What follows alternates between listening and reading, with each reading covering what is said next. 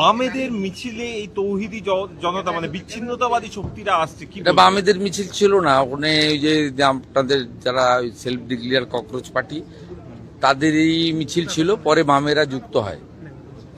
তা আমি ধন্যবাদ জানাবো পশ্চিমবঙ্গে যারা এই নিট আন্দোলনের পার্ট ছিল, তারা এই ঘটনায় একেবারেই যুক্ত নয়, আমরা ভালো করে দেখেছি এবং তারা সোশ্যাল মিডিয়াতেও দিয়েছে যে সাংবাদিকদের উপরে বর্বরোচিত আক্রমণ এবং এই ধরনের ঘটনার সঙ্গে যারা যুক্ত তাদের দায়িত্ব তারা নিচ্ছে না। তারা সোশ্যাল মিডিয়াতেও দিয়েছে, আমাকে কলকাতা পুলিশের সিপি সব পাঠিয়েছে, দেখেছে।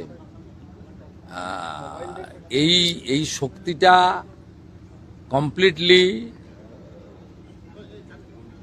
বিদেশি শক্তিদের দ্বারা মদতপুষ্ট হতে পারে, তদন্তকারীরা বলতে পারবেন। কিন্তু যেভাবে সংবাদ মাধ্যমের কর্মীদেরকে মেরেছে, রক্তপাত করেছে এবং প্রাণঘাতীর চেষ্টা করেছে, তার বিরুদ্ধে ব্যবস্থা 7টা মামলা হয়েছে। সব মামলা কিন্তু রিপোর্টাররা করেছেন। পুলিশ 2-1টা সুমোটো মামলা করেছে, কিন্তু রিপোর্টাররাই এগিয়ে এসে করেছেন। এই প্রথম পশ্চিমবাংলায় রিপোর্টাররা বছরের পর বছর ধরে আক্রান্ত হয়েছে।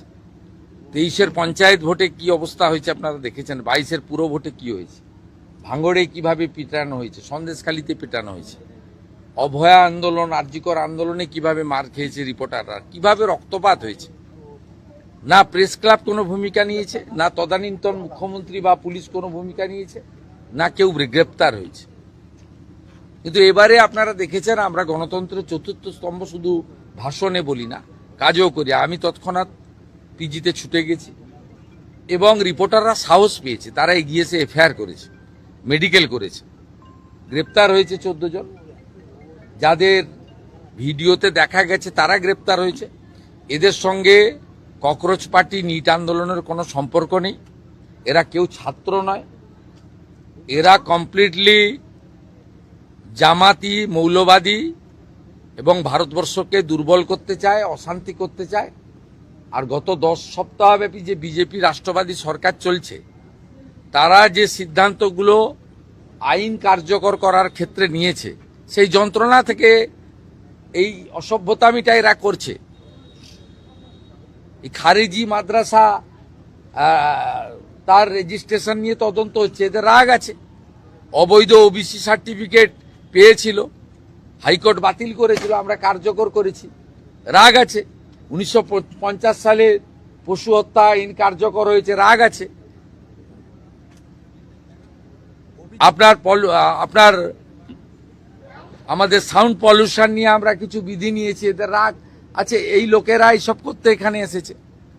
প্রধানমন্ত্রীর ছবিতে লাথি মারা, মুখ্যমন্ত্রীর ছবিতে লাথি মারা, প্রধানমন্ত্রীকে ব্যক্তিগতভাবে যে ছবি মানে চোখে দেখা যায় না, এটা আন্দোলন নাকি? আর দিল্লিতে তো ওরা অ্যালাউ করেনি, বা অন্য জায়গায়। আজাদি আজাদি কি? এবং কেউ কেউ তো ন্যাশনাল ফ্ল্যাগটাই ধরতে জানে না, উল্টো দিকে ধরে রেখেছিল। এরা কেউ আন্দোলনের লোক নয়, ছাত্র নয়, এরা গুন্ডা। গুন্ডা দমন আইনে ব্যবস্থা হবে। গতকাল বিধানসভায় যা বলেছি ওটাই ফাইনাল।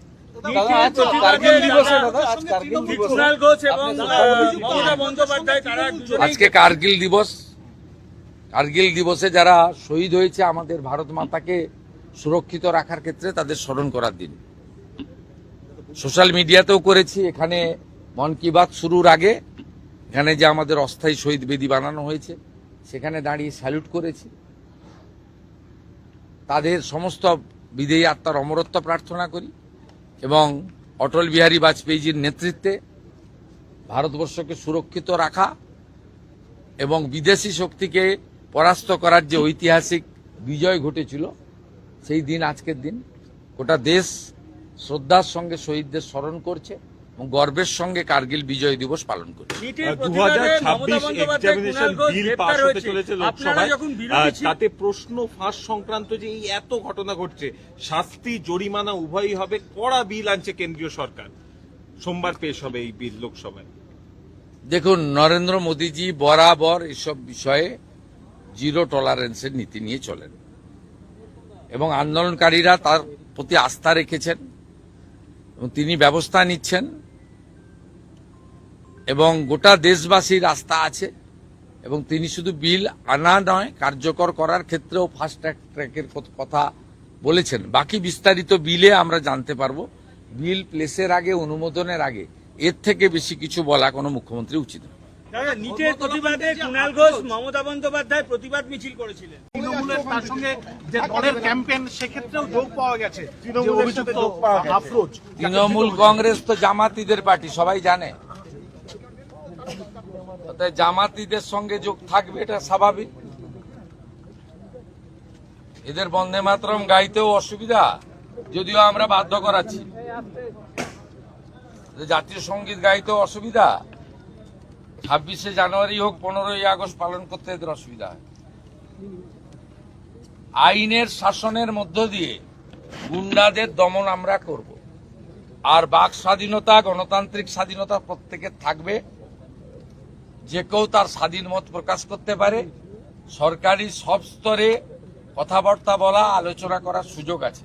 কিন্তু এই যে শক্তি যারা সাংবাদিকদের বেছে বেছে পিটিয়েছে, নির্দয়ভাবে পিটিয়েছে, খুন করার জন্য পিটিয়েছে, এদেরকে গুন্ডা দমন আইনেই সাজা দেওয়ার ব্যবস্থা হবে।